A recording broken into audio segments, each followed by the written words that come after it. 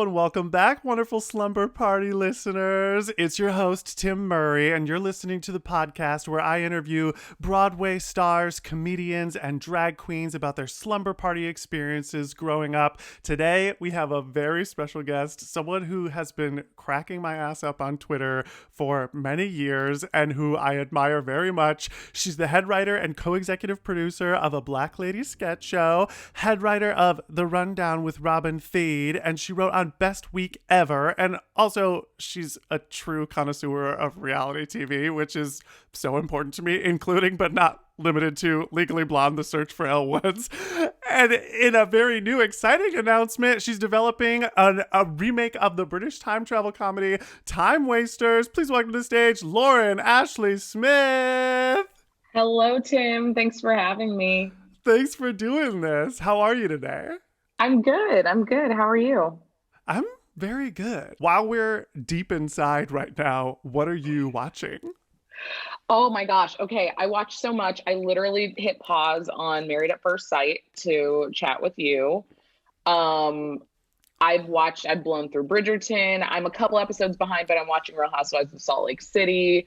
What else? Anything reality. I'm behind on The Bachelor, but watching that as well. I'm inexplicably watching The Masked Dancer because No. I'm a huge The Masked Singer stan, and The Masked Dancer is not living up to the promise of its big sister show, but I still watch it nonetheless.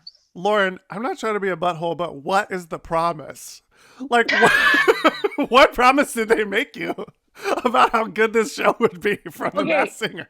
The Masked Singer is incredible. It's incredible. The casting is fantastic. The wardrobe is amazing. The judges are really, really compelling because you have a combo of like Dr. Ken, who's super funny, Nicole Scherzinger, who's like a real like dyed-in-the-wool singer, same as Robin Thicke, and like they just know a lot of people. And so the backstory to like when it's an actual musician or whatever, it's a great show. And like the reveals can be anything from heartwarming to disturbing. Like it just can Michelle be, from Destiny's Child. yeah, That it can one just be, was, yeah. it was like so emotional. And so The Masked Dancer, on the other hand, is the reason why it's tough for me is because on The Masked Singer, for the most part, they're singing popular songs from decades past and present. So you know how the song is supposed to sound. But on The Masked Dancer, you don't know what the dance is supposed to look like. So you don't know how good or bad they are or what their like you just don't have much to go on. You're just watching someone in a costume dance. So you don't understand, you don't have as many context clues to play the game along, like as a viewer. Like you can't be like, I know who that is because of how they move their knees, because you can't hear their voice. Right. And so really you're just there for the reveals, which have been amazing. Like they had Ice-T and Elizabeth Smart. Sorry for the spoilers, but like that's what we're dealing with on The Masked Dancer. That range. Which is so incredible because the range is also that big on The Masked Singer. I did a recap podcast Exactly. of The Masked Singer for the first season, and then I said, I think I gotta step away from this because, yeah, it was like, it is really crazy that they are really doing the work of being like, we will cater to everyone. There are professional athletes on there, and then there's Margaret Cho. It's like Hmm. people who are tried and true, like kind of indie artists almost, to like some of the most famous athletes in the world. It's Yeah. wild. I truly am obsessed with The Masked Singer, and I really am proud of myself because I was an early adopter to the American version. Like I felt like before it became part of the conversation, I watched it the premiere night and have been watching it live ever since then. I am obsessed. There have been some really, really fun moments. The Ricky Lake thing was like so. I knew it was Amazing. her, and that was very exciting to me. Amazing. And like I watch it with my wife, and like last season Lil Wayne was on and literally he rapped like two words. She goes, "It's Lil Wayne." And I was like, "How did you know that?" It's really cool. And then what I've also started doing is because I have a lot of singers in my family, I force them to watch it and be like, "Who do you think that is?" Like when it's like real singers on there. And like my aunt, I sent it to her and she's like a big Shaka Khan fan. And literally I sent her 3 seconds. She was like, "It's Shaka." Like it's just so fun to watch. I love it. Shaka Khan was on last season. She was on 2 seasons ago. Wait, that is so crazy. Also, I have no idea where this is coming from in my brain, but I had a dream last night. I'm just realizing this now. This is so insane. I had a dream that I was at a Shaka Khan concert and she crowd surfed. She jumps into the crowd, and it was like one of those situations where like the crowd wasn't great at it, so she was like coming up and then Oh my back gosh. down. No, But we need not to be young careful with Shaka. Shaka Khan. I know, like now, like today, like she did it today. I'd buy that actually. I have I, no I idea why that happened in my head, but that's what my dream was last night. That's really insane. I love that you love the show. Let me ask you. So your wife watches Masked Singer with you. Does she watch reality TV with you in general? Because I'm having such a hard time getting Michael, who's listening in on this call. He's not a reality TV person. Is your wife? Do you guys align with that? No, she isn't. It's not her natural state, but she loves just like having the TV on, like in the background. Like, I'm not a background TV watcher. Like, I can't do work and listen to the TV. So every time I turn on TV, I'm watching it intentionally. She's like playing games on her phone, looking at Instagram. Like, she just likes the ambient sound, but she does get a lot of incidental, like knowledge and then investment in things, but it's very random. But she will sit there and watch it with me, and she'll be like, only once or twice has she pulled the ripcord and said, I cannot do this show. Please watch it out of my presence. And I honor her wishes. And I can't even remember what shows it's rarely reality. Like, the only one that we both really love Married at First Sight together. We both watch Marrying Millions, and we both watch all the 90 Day shows. Every other reality show I watch, she kind of watches as a bystander, charitably, to make me happy. That is very kind. And Michael, I hope you're deeply listening to that. And I hope you take notes that you should be watching shows to make me happy as well. Michael, be inspired. This is our relationship goal, Michael. So get into it. We watched one season of 90 Day Fiance and he was really into it. And then we tried a second season and he was like, yeah, I think I'm going to bow out. But the one that he jumped on that I was like, I can't do this actually, is The Circle. Did you watch The Circle? I love The Circle. Okay, maybe I need to dive in. But you know what? My wife, The Circle was one of the shows where she said, I will not go there with you. She just couldn't deal with it. And meanwhile, and it's also, I will say, and it's not even about the show. Sometimes she can't deal with it because of the way in which I watch it. So I try to be strategic, because I will sit there and watch 7 episodes of something and she'll just tire of the rhythm of the show and be like, can you stop? And so sometimes it's about that too. But yeah, I love The Circle. Because you're a writer, do you think, this is not a hot take, but that it's comforting to watch reality TV because we don't have to think so much about like how we would be writing whatever scenes we're watching when it's scripted television? Definitely scripted television. It's sometimes not as relaxing to watch because I start to be like, oh, I see what they did there. Like, I start to try to like strategize exactly what you're saying. But with reality, because I just have watched so much of it, and because I used to work in like pop culture, like recap type shows like Best Week Ever and like other shows like that, I still watch them with like a producer eye, and I'll be like, did you hear that? They cut that confessional together. She didn't actually say that. Or I'll be like, did you see that? He was saying to something somebody else said, not to what they just made him say to. So, but it's like watching sports for me. Like, I don't watch sports, but reality shows, watching how the people behave and how the producers make the show is thrilling to me.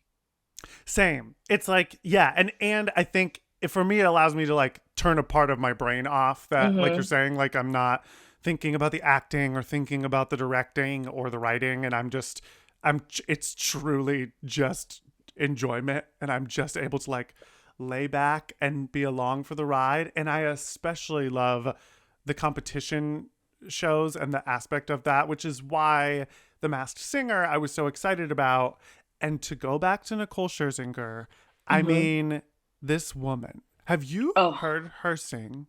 She's an incredible vocalist. I mean, first of all, did you watch her on making, what is it, Pop Star? I Want to Be a Pop Star or something? When they put the band Eden's Crush together. That was my first taste of Nicole Scherzinger. She is a truly talented person. She's sickening at everything. She's a very, Everything. very good actress. She's a Yeah. very good dancer, and she's an unbelievable singer. And I can't believe you just said Eden's Crush, because Lauren, I remember so vividly, me and my best friend, we would be like, should we learn the dance? I think we should learn the dance. And I'll cut this out because it's not a visual medium, but I'm going to show you. It was da, da, da, ba, ba, ga, ga. Oh my God. It was step, step, step, legs apart together. And God.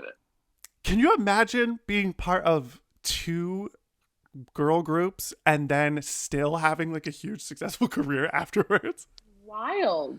It's wild to me. Like I just, her career is so interesting and um great trajectory, and but everything she's done has been on brand. Like she didn't go and judge on like a fashion or a home decor show. She is a judge on The Masked Singer, where she talks about singing, tone, pitch, the industry. Like it's all been on brand for her skill set, which is like perfect. And but it's also fascinating. It's like she has such a wide array of like a Mm-hmm. range of her skill set. Like the fact that Yes. she can do sing Phantom of the Opera and Cats, and Yes. also be a reality TV judge, is like, those are very different, and yet she's good at all of them. Yes, she is. And she's from Ohio, so, or she at least went to college in Ohio, so Mm-hmm. I have to claim her for that. Love that. Where did you grow up?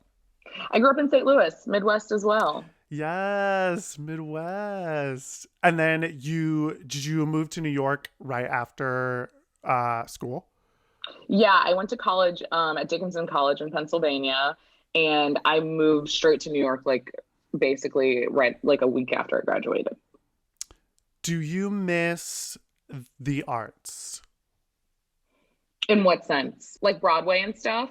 Mostly Broadway, yeah. Do you like, because I guess we still have like a lot of great music in LA and a lot of great comedy, but none of it is really the same. Like, do you miss being able to go see whatever we fucking want? Totally. And like I miss like being able to see theater from like so many, from like the smallest like germ of an idea to like from a reading level to Broadway. And like even like when they would do like the Bryant Park performances, I would go to that, or they'd go like Broadway on Broadway, and like all of that stuff, going to New York Theater Workshop to see things, or like just I really, really, truly do miss it, because when I lived in New York, especially when I was younger, I was like doing lotteries for stuff every day. Like my office was above is it the Gershwin Theater maybe? But I would go do the Wicked Lottery every day because it was right downstairs and it was like $20, and that was the only way I was going to get a ticket. And I would see Broadway shows all the time, either be it from the lottery or from like some kind of like hookup or student discount type thing. And I truly, when I moved here, I miss it so much. And I miss going to see improv shows. I miss the theaters being like a block away from each other. Like you could get from like 23rd to 29th to 26th super quickly. And it's just not the same in LA. Yeah, that element of culture, I'm like, really, this is the only thing about being out here that I'm super missing. And yeah, like you said, the ability to just, especially plays, like non-musicals, sometimes you get tickets to those for like literally $15 to see like a Broadway play with unbelievable actors, or yeah, like a small off-Broadway show. And it's such a cool thing. And I know it will come back and it will bounce back. I cannot believe that you made the mistake of bringing up Wicked on this podcast, because I know. What have I done? What did I do? You've awakened the beast. You awakened the beast. Did you see it? Did you win the lottery? I've seen Wicked a billion times. I saw it on Broadway several times. I saw it in St. Louis at the Fox Theater several times. I think I saw it obstructed view once or twice, and then regular view a couple times. I think I saw it in Chicago, and I think that's it. But I've seen it more than I can count on two hands, probably. That is really amazing. And it never gets old. No, I actually listen. I'm not kidding.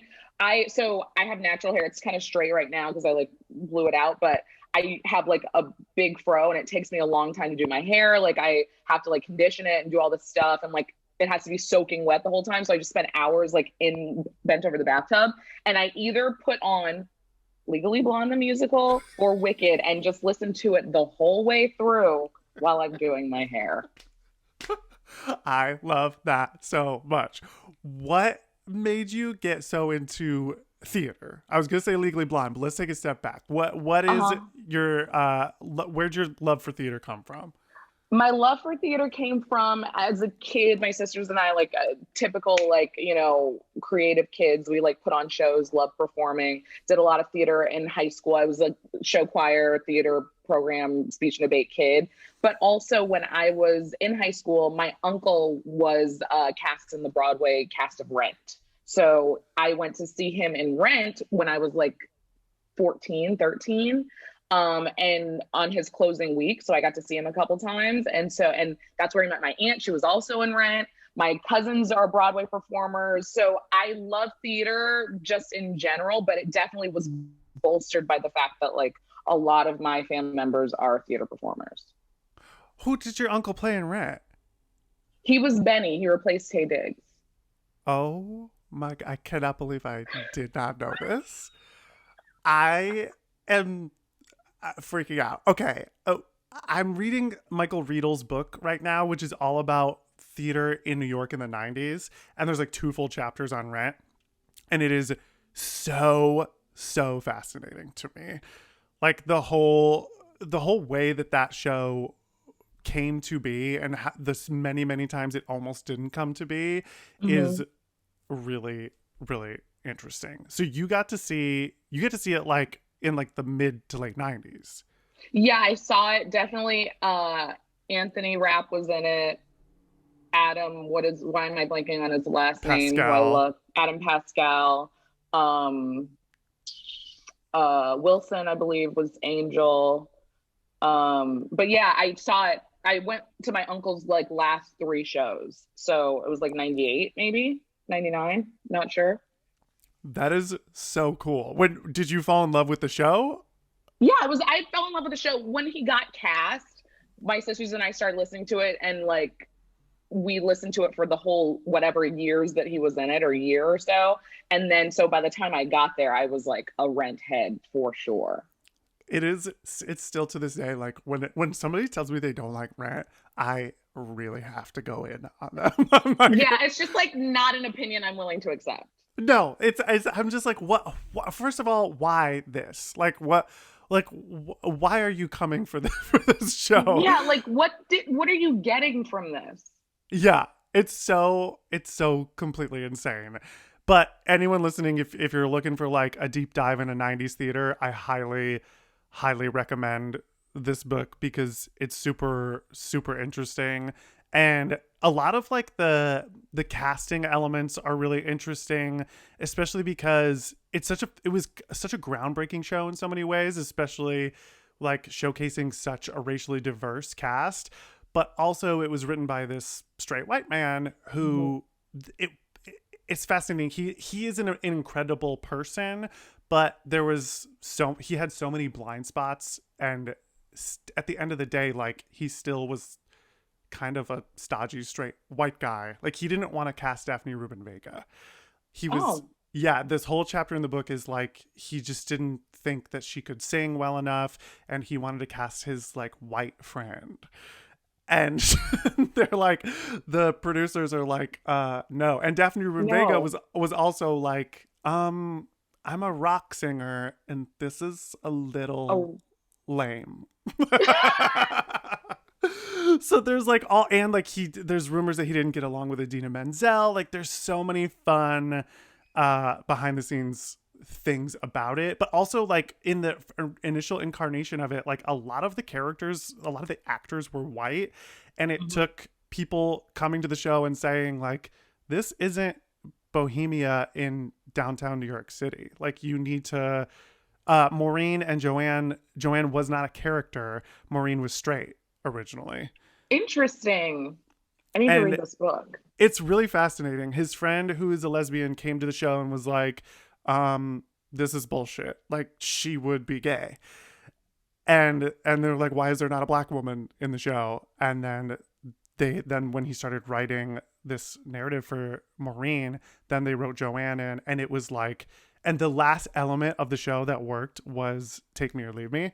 Like, they didn't, it was a bunch of different songs between the two of them, Wow. because probably he was a straight white dude and didn't know how to write a song for women. And then I forget how it happened, and I'm now mad at myself for what the like initial click was for him, but he figured out how to write Take Me or Leave Me. And then apparently, like, when Freddie Walker and Idina Menzel did it in rehearsal, they were like, yep, this is it. That's it. There you go. It's locked and it's done. Yeah, because it was like, I guess Act One was really amazing for a long time, and Act Two had always been struggling, and then that kind of launches Act Two in a That way that's helped it. like, oh hell yeah. Yeah. Search for Elle Woods, the TV show. A combination of just both of our interests, reality TV and musical theater. Uh-huh. Did you watch it when it first came out? I did. I did. What, I mean, when that was happening, I remember DMing with you a lot about the like resurgence of it happening for all of us in the pandemic, because we were re-watching it. Who did you want to win? That's a good question. It got to a point where I was ultimately rooting for Bailey. Like, she was just the only option. But it's because at the time I was just like, okay, I bought into the show's narrative that like they had to literally be Elle Woods, like not be a good actress, not be able to perform the role, but they had to literally be her. So They that's really why I was did a like, good job okay, of being like, this is how it is, you guys. Like, they she crafted needs that to narrative. become Elle Woods, and I won't accept anything less than that. Literally, when she wakes up in the morning, when she goes to sleep at night, she is not a Broadway actress. She's Elle She's Elle Woods. Woods. Well, Period. I guess she really did, because we were watching reality TV. Like, we weren't watching Exactly. the stage show. Exactly. We were watching But her hanging out at home. I thought Autumn was fantastic. And I truly, you know what, I will say I did feel disappointed when Autumn didn't win, because to me, I was like, she's ready to do it today. And yeah, I go see Bailey on Broadway? I sure did. I sure did. And in fact, I just remembered my sisters and I have a lot of inside jokes. We talk constantly. We're in constant conversation. One of our longest running like quotes that we say back to each other is in a very thick, like Long Island accent, hysterical, very entertaining. We say that because we overheard a woman say that walking out of Legally Blonde, the musical. At the end, that was her review. She said, hysterical, very entertaining. And that was 15 years ago for the most part. And we still say it to each other. Hysterical, very entertaining. Very entertaining. She boiled it down. That was what she said on the way out. That was probably the like clip under the theater. Instead of the New York Times, it was like, lady from Long Island, hysterical, very entertaining. So funny. When I got a student rush ticket to see it on Broadway for, $20 or whatever. So I sat in the front row, and this is before YouTube. I pulled out my digital camera and I tried to tape like 3 different numbers in the show. And one of the actresses in the Greek chorus, like, stopped doing her dancing, slowly pulled her hand down, slowly put her sunglasses over her head, walked to the edge of the stage, looked me dead in the eyes, and said, "Turn the fucking camera off." Good for her. I know. I know. She was in the right. She was in the right. I was young and unafraid. Tim, do you know how many stage door pictures I have from my digital camera from that time period? I'm talking, I whipped it out. I a digital camera that took both video and picture, where you could turn the screen around. I had it out at the stage door for The Color Purple. I had it out at the stage door for Legally Blonde. I had it out at the stage door for Wicked. I had it out at every show that God brought to the theater district. That digital camera was there. God is up there in heaven saying, we got to get her these pictures. I mean, that is so real. That is a time capsule thing of just like digital camera at the stage door and holding it out. And like, you hope it turns out great. Usually it did not. Did not. Oh, I saw Kathleen Turner at the stage door one time when she was doing Who's Afraid of Virginia Woolf, and asked her to take a picture, and she this was like the first time I'd heard something like this. I thought it was so classy. She was like, I don't do pictures, but I'd love to sign something. And I was like, oh yeah, you better put up that boundary. I love that. And I love that it's like the boundary is there and it's clear, but it's because it's out. It's like, but I understand what this moment means to you, and here's what I'm willing to offer. Exactly. Yeah. It's like completely, it's putting up the boundary and completely having compassion for the person you're talking to who just came to see your show. When I saw Anything Goes, Sutton Foster and Anything Goes on Broadway. Did you see that? I did not. I saw her in The Drowsy Chaperone, though. I did not see her in Anything Goes. Which, I mean... Her and Beth Level, iconic, never the same, perfection, everything to me, done. Unbelievable. A couple weeks ago, I put out a list of, on this podcast, musicals that I want to see become movies. And I did like a little escape room clues. And I'm going to reveal now, it was The Drowsy Chaperone. That is what I want to see it as a movie so badly. And when the night I saw it, again, student rush ticket, I got, I sat alone. I went by myself. Hugh Jackman was sitting right in front of me. Oh my gosh. And I should not have done this, but again, this is just a large... Okay, you're saying a lot of things that you should not have done. You were tripping in the theater. You were wilding out there in these streets. I was really taking a lot of liberties. I was that's why I had to move to LA. I was removed from the city. I was asked to never come back. This is worse, I would say, than the other story even. I was sitting next to these Hugh Jackman was a big star at the time, but not like he is now. Like, I think only maybe X-Men 1 and 2 were out. Like, there were no Wolverine movies yet. And the people next to me shout at him really loud, "We love X-Men!" Like, screaming. And he turned over his shoulder and he was so nice. He was like, "Thank you so much. Thank you so much." And I touched him on the shoulder. I know. And I said, "I have to tell you, I absolutely adored you in A Boy from Oz." Okay. And he turned around and he said, "You know, people shout stuff at me all the time, and nobody ever says that. And it really means the world to me." The lights went out. I was like, no, wait. I was like, wait. I swear we were about to kiss, possibly. Oh my God, that sounds like an amazing moment. It really was. But also, if you're listening to this podcast, please don't touch celebrities. Don't touch people. Don't touch anyone. I'm not kidding. I'm not allowed back in the state of New York. Yeah, don't be out here touching people. Don't break the rules. Don't touch people. Don't take videos of Broadway shows. Just always get consent is the ultimate end of that story. But yeah, love the judges. Oh, so I'm seeing Sutton Foster and Anything Goes. Obama is across the street. He was giving a speech or something like at the theater across the street. I don't remember, but he was there. And the curtain comes down and Anything Goes. They take their bows or whatever. And then the stage manager comes on the loudspeaker and was like, "Thank you so much for enjoying the show. Everyone, please sit back down.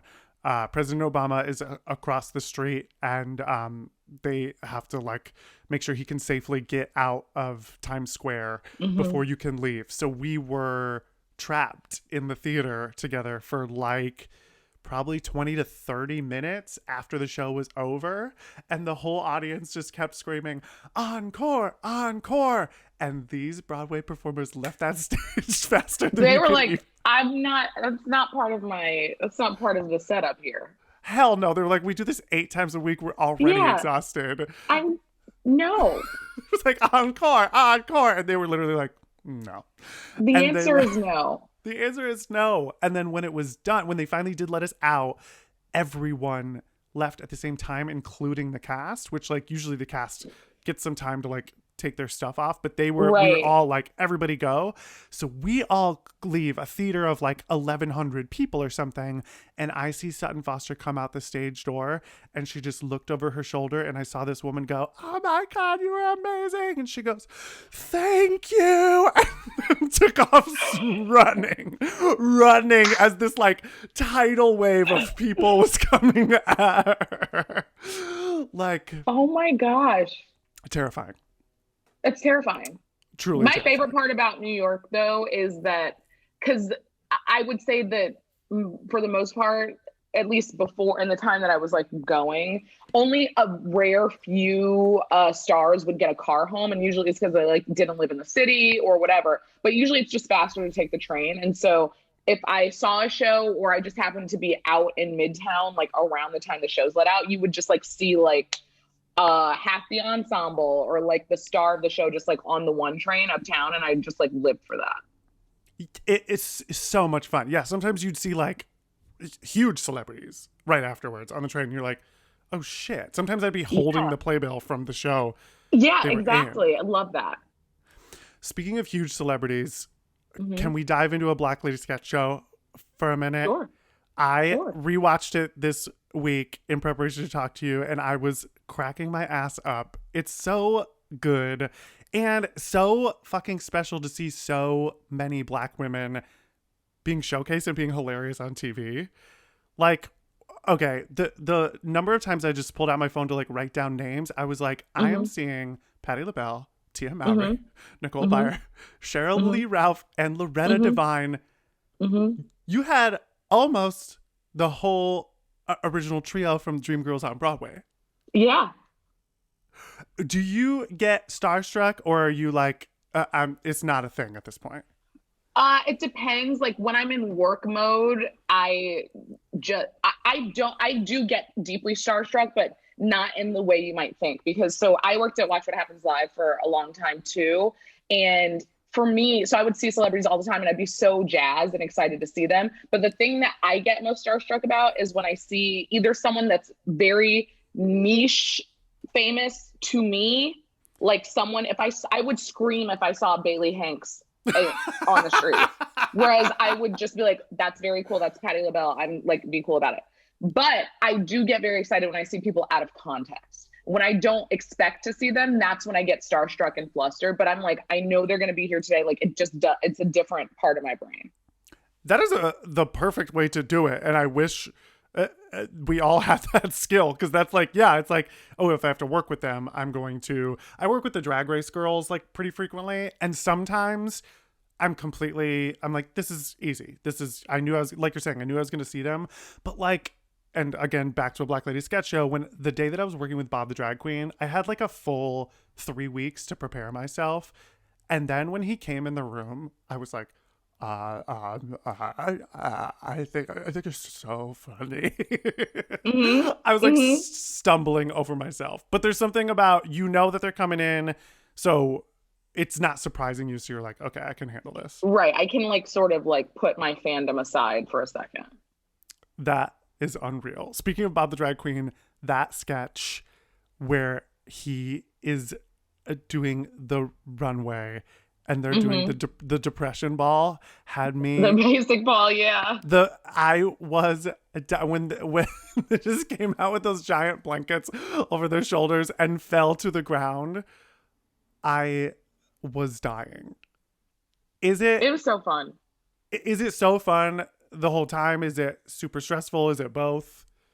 It's fun. I mean, it's just fun, and it's like a unique opportunity that like you just don't ever get to be in an environment on that type of show and that with that type of cast and writers room and crew. And so it's just like I just try to like digest every moment and like hold on to it because it's just so rare and beautiful. It's amazing. It's also really special on our end as the audience to watch it. Like I was saying, it was just like, I'm like, this is so crazy that none of us ever really get to experience this until this time. Seeing Black women doing comedy for themselves and then in turn for everyone because it is so specific and so great. And yeah, it's like so unbelievable to see Angela Bassett on a show and then also Cheryl Lee Ralph. And thank you for rewriting the Cheryl Lee Ralph narrative. As we all know in Sister Act 2, she does not like singing. Singing does not put food on the table. Singing does not pay the bills. And I believe in the sketch she was on Black Lady Sketch Show, she was pro the fiance dancing. Yeah, She's she was pro arts. the proposal, which is good. Yeah. Yes. Yeah, I love that so very much. What were your slumber parties like growing up? My slumber parties. So, okay, this is very this is one of my most sticking memories is that I had a cat when I was a child. I asked for a cat for Christmas. My parents let me go to the Humane Society and we adopted a cat named Melba, who I loved very much. And so I had Melba for like a year or two. And then we realized that my middle sister, Rachel, was allergic, like super allergic to cats. And like it was affecting her asthma and stuff. And like cats are like the thing that she was like the most allergic to. So I went to a friend's slumber party and I came back the next day and Melba had been relocated to my aunt's house down the street. And I was like, huh, okay.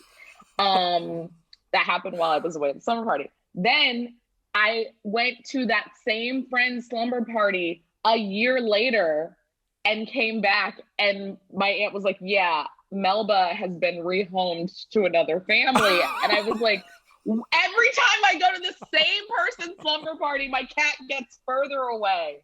That's honestly the first thing I think of when I think of slumber parties because of the trajectory. And listen, my parents are amazing people. And like, I'm not even really traumatized by it. It just is very funny to me that like, I was just, I guess, home so much that like the only time they could like make this switcheroo happen was when I was at the same girl's birthday party. They're like, we gotta get Lauren some friends so we can get rid of this Get cat. her out of here. That's a very clear sense memory. Every time you go to a slumber party, your cat gets further away. Is sad, but also so funny. Yeah, this is true. That is so good. Was there anything at slumber parties growing up that you were like, oh, I'm gay and I don't have anybody to tell this to?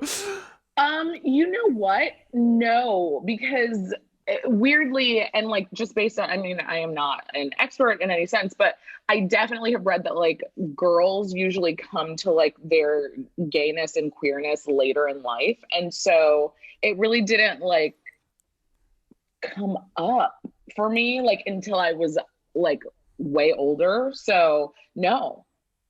That's great. And it's really interesting to hear that answer because that's my favorite part about doing this podcast. I always try to gauge where that happened for people. And it's always super fun and interesting and sometimes emotional to like bring up this stuff where you're like, whoa, I totally forgot that happened. And everybody has such a different answer, which I think is so, I mean, that's so cool that you felt like, did you feel totally like immersed in what was happening and you were enjoying whatever people brought up at the slumber party to do?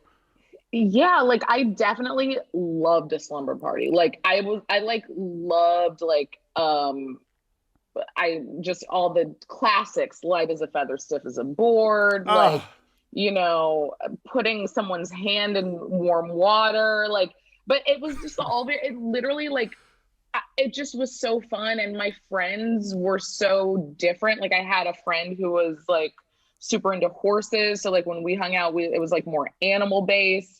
Then there were some that were like my friends from like, you know, choir or whatever. So it was more choir based. Like it just was very fun. That is so fun. Did you sing at your choir based slumber parties? 100. It was like always a lot of like singing and like choreographing dances and stuff. You were like, we're Eden's crush. Let's go. Yeah. We're Eden's crush, but we're the kind of pop star that only sings Legally Blonde remix. And I'm fuck, I can't think of any other Legally Blonde songs off the top of my head. I just panicked myself. What you want? What you want? Thank you. Oh my god, you guys. I love that. I love the games and what you said about Hand in the Water. I loved Hand in the Water because I was a bedwetter until I was 16. So Hand in the Water meant I could blame it on something. I'd be like, oh, yeah, I peed myself because you guys made me. When in reality, it was like, I do this every night, and now you don't have to know. So I'd always like try to encourage them to do it. I'd be like, we should put someone's hand in the water tonight. You know, Right. I don't know who, and then I would Just throwing pretend that to out fall there. asleep. Yeah, just throwing it out there. I think that would be fun. Did you You ever? know what's so? Go ahead. Go Oh, ahead. go ahead. No, you go. Well, I was gonna say that like one thing I've learned about myself as I've become an adult is like a key part of my personality is that I love I love seeing how other people live and going into other people's houses, especially when I travel outside the United States. Like a trip is not a trip for me unless I can go in someone's house. Like the hotel is great or whatever, but I really, if I go to a city, I want to understand how people live and experience life there. And I'm realizing now that part of what I really enjoyed about slumber parties was like, even at that time, I'd be like, I want to see my friend's room. I want to see what their basement looks like. Is it finished or unfinished? I want to see, like, I'm just very curious about other people's living situation. And that has not changed. It's one of my favorite things in the world. Yeah, it's like, is there anything better than when you're at a friend's house and their parents go away for a few hours and you're like, how much more of this house are we allowed to see? Exactly. Like, can I get a tour? Yeah. Title of Ep, can I get a tour? It's so real. When you first go into somebody's house, you're like, one of the sweetest words they can say to you is like, do you want a tour? I'm always like, hell yeah. Yes! I want to know what, and it's always super interesting. Like I had a lot of other friends who were youngest children. So going into other people's house and be like, so this is what a big brother's room looks like. Right.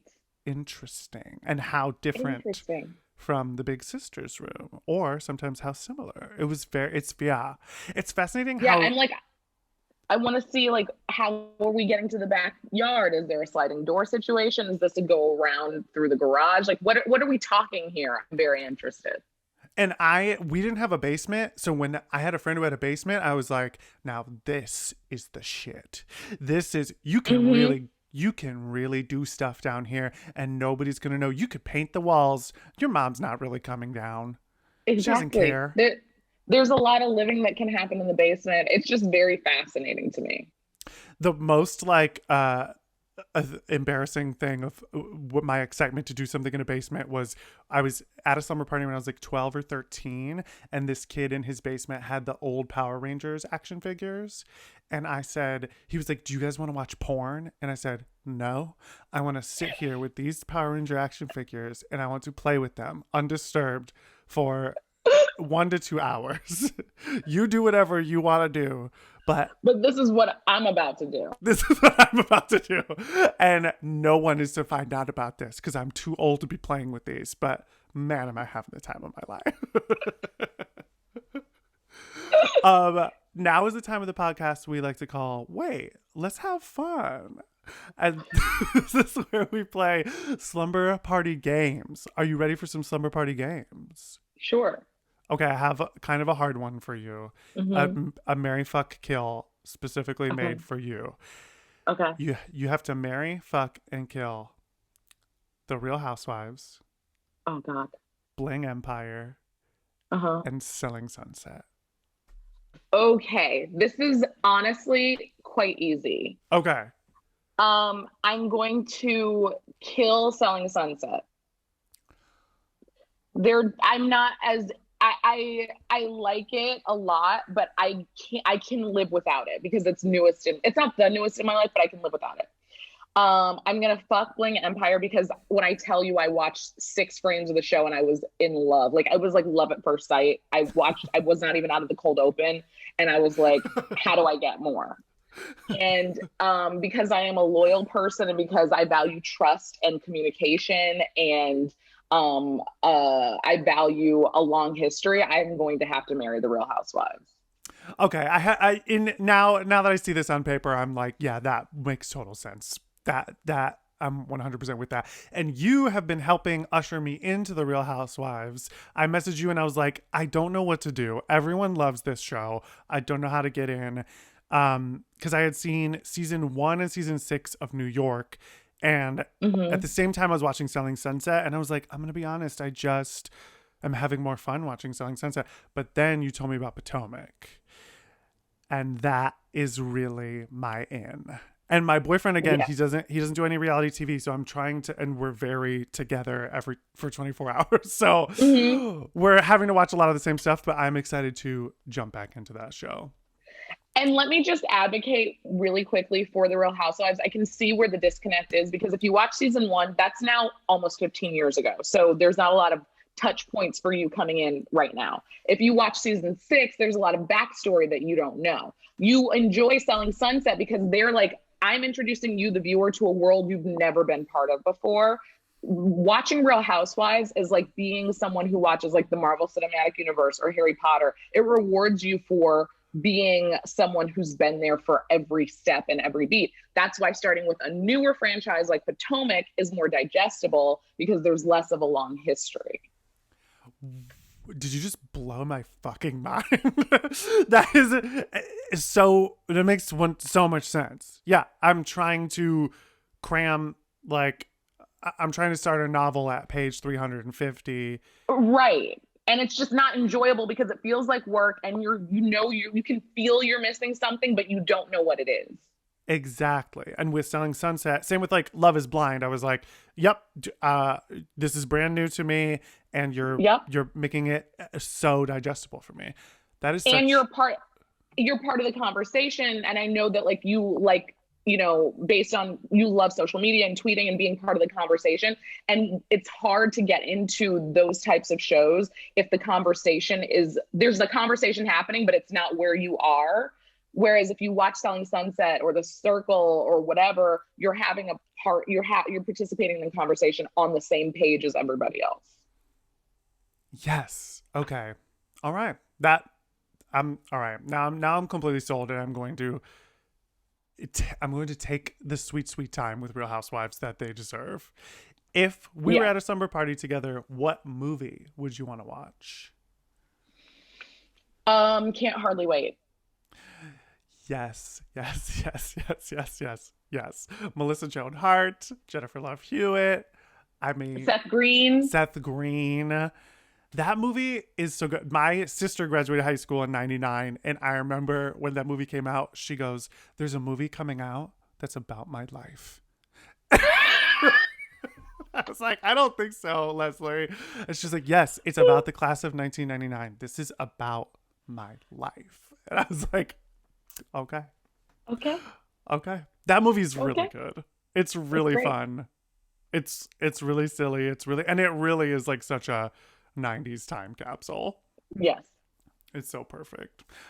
We have to wrap up before we head on over to the Patreon, but where can people find you if they want to follow you? They can follow me on Instagram and Twitter at MSLAS, Miss LAS.